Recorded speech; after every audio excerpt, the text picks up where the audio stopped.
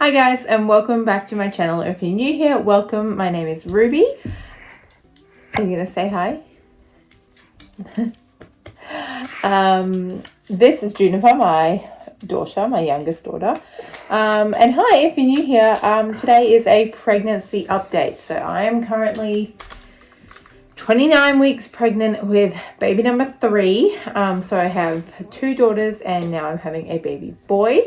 I haven't done an update in 5 or 6 weeks, I think. Prior to this pregnancy, when I thought about if we got pregnant and I would document it, I was like fully expecting to film every week. That just has not happened. Like, life is too busy. 5, 6, 7. Wow. Life is just too busy and I just don't have time. I work still. Obviously, have the kids. I'm currently like single every 2 weeks at a time because my husband works FIFO. So single mumming like every 2 weeks, and it is just very, very busy. So your tum-tum is very hard. You okay? Do you need to do poo? Mum life. But yeah, I just wanted to update, considering I'm almost 30 weeks, 10 weeks to go, and talk about what's happened in the last 6 weeks. Symptomatically, I'm doing pretty well, I think. I had terrible heartburn early on in the pregnancy, all the way up past 20 weeks until I got on medication for it. So now I take a daily tablet. Junie, Bobby, don't move the light. So I take a daily tablet in the morning, and that completely cures my heartburn, like, thank the Lord. And if I forget that one tablet, I know about it. So that was really my main symptom that I had. And Junie, sorry, this is going to be the most interrupted video ever. And now that that's gone, thank the Lord, I feel a lot better. Random symptoms that I've had though is I developed carpal tunnel in my right hand / wrist. It's not technically carpal tunnel because it's not the carpal tunnel nerve, the carpal nerve. It's this side, which is apparently a different nerve, but essentially it's the same thing. It's just extra fluid, pinching, squishing nerves, basically. So yeah, I've been having wrist pain for probably the last 3 to 4 weeks. It's more severe at certain points. Like, sometimes I really struggle to lift the kids and do things, but most of the time it's just there and it's annoying, but it's not really affecting me. Occasionally in the evening I get pins and needly fingers, they go a bit numb, but it is what it is. According to the doctor, there's really nothing we can do about it except just wait for it to go away after I have the baby. And speaking of excess fluid, I definitely am retaining fluid. My legs at the end of the day are like tree trunks. They are getting so big and swollen and uncomfortable. And I can notice the difference. I'm on my feet all day. I work still. By the end of the day, my legs are sore and they are fat. Hello, are you okay? What's wrong? Do you want to go get a Bicky out of the pantry? Yeah, go on. Be careful. Watch where you walk. So that's kind of been my main symptoms that I've noticed. Other than that, I'm just big, heavy, uncomfortable, but standard stuff. I think this is kind of as far as this pregnancy's gone, it hasn't been an easy pregnancy. This is probably the smoothest I've felt physically. I'm not ill anymore. I'm not suffering every day. Overall, I'm pretty good. Although I am uncomfortable. So that's that. Did you get one? Good job. Yum, yum, yum. Developments that have happened. It's really a whole story and I don't know if I will get into it. I've been having some issues with my midwife. This is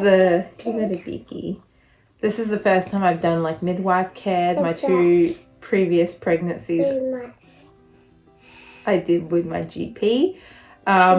Decided to go with the midwife care this time. Well, actually, I decided to go through the hospital, got kind of shuffled to midwife care, which is supposed to be really good and continuity of care. But unfortunately, the midwife I have hasn't really been a smooth ride. There's been a lot of like gaps in the care. Like if I was like a first time mum, if this was my first baby, I would be really concerned for that person because she's just not very on top of it. And anyway, so just to not go too far into that,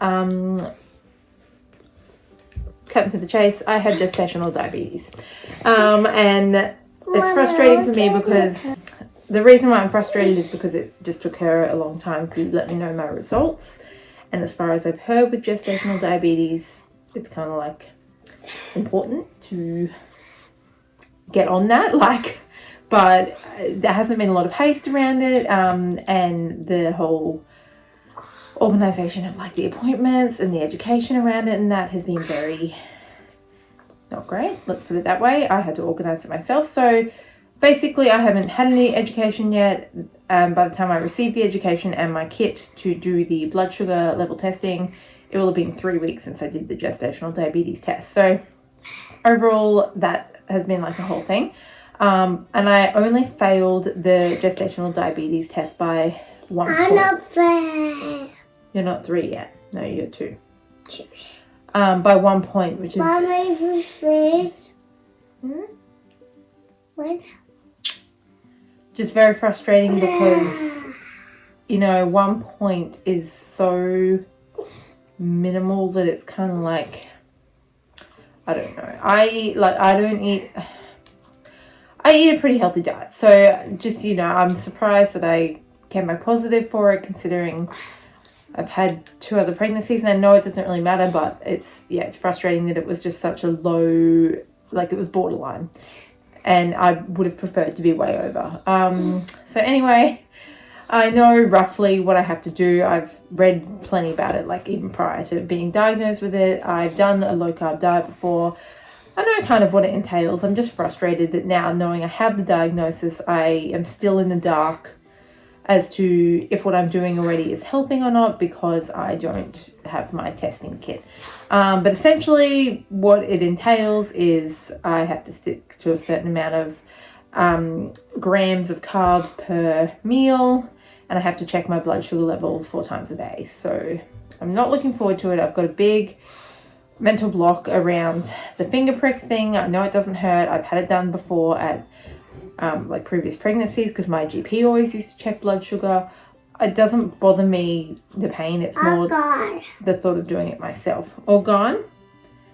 I had to have injections after I had this one for 6 weeks, and that wasn't great. I couldn't do those myself. I had to get my husband to do it, but unfortunately 4 times a day finger pricking, I'm going to have to do it myself. Like I do not have someone with me at all hours of the day. So that's just going to be something I'm going to have to get past. But until then, all I've been trying to do is just eat the low carb diet again that I has previously done. I also found it frustrating that because my result was so borderline, I asked the question, what happens if like all of my readings are low all the time? And she was like, yep, that's good. And I was like, but like, do I have to keep doing it basically? And she was like, yeah, once you're diagnosed gestational diabetic, you are gestational diabetic, which is frustrating for me.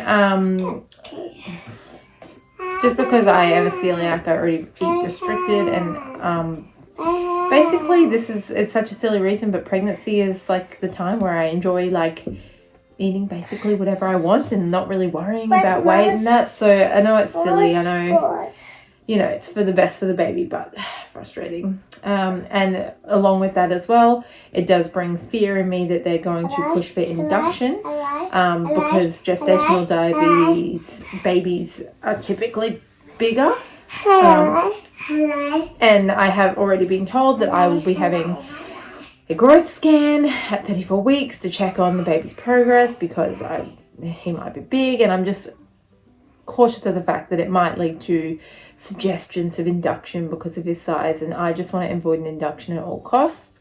Junie's birth was an induction. It was so much worse than my spontaneous birth. Like, there's no comparison, so I don't want to be induced this time. And if it's just because of size, I'm probably going to refuse it, but it's hard like saying no when, you know, medical professionals are kind of suggesting things. So I will play that by ear, but Oh, it's just so frustrating. You know, it's my last pregnancy. I really just wanted to enjoy it and eat whatever the hell I wanted, but it's just not going to be that way. So yeah, as far as like the belly, like I'm measuring 1 centimeter ahead in fundal height. So really I'm kind of like bang on. Both of my other babies were very small, so it'll be interesting to see if he is going to be bigger. Yeah, that's pretty much all there is to say about that. Movement, he moves still not like actively like I would say my other two did. Like I know that you can have active babies and quiet babies, and they have an anterior placenta, and I think he must just be on the quieter side, plus having the placenta at the front, it really like dulls the movement. So I definitely don't feel as much as I did with my other kids, but obviously now that he's bigger, it is more consistent, and the movement is not really like pushy jabby. It's more like I don't know how to describe it, like rolling feeling movements, and definite stabs to the bladder. Like that is the one thing I can say. I'm pretty sure his head is already like engaged down there. It's like I'm waddling with a bowling ball between my legs, and all the time it is like someone is punching me in the bladder. So that's fun considering I'm not even 30 weeks left. I've got probably like 10 more weeks at least of that feeling, but I would prefer that over not engaged at all, because obviously it's harder to dilate and all that stuff. So anywho, that's what's been going on. Basically I am feeling still kind of unprepared for this baby to come. Like it's going to go really, really fast. I finished work in 3 weeks. I'm hoping to really like get on top of all the things I need to do by then. I'm sitting in the nursery. It's now not a crap show of toys, so that's progress. I guess basically we're ready, but I just don't feel ready because there's just like other preparations that they want to do. But once I've stopped work, I think I will feel better about that. And yeah, that's pretty much it. I'll show you the belly. Yeah, there's next update, I guess, will be how my gestational diabetes situation is going. And by then I will have had my baby shower and stuff. So I'll probably just do a big like update, pregnancy update. I'll be over 30 weeks by then, and he will be coming very soon. Junie's playing. So let me show you the belly. There it is. That is a 29-week baby. And that belly button is almost flat. That is it for my pregnancy update. Thank you for watching, and I will catch you in the next one.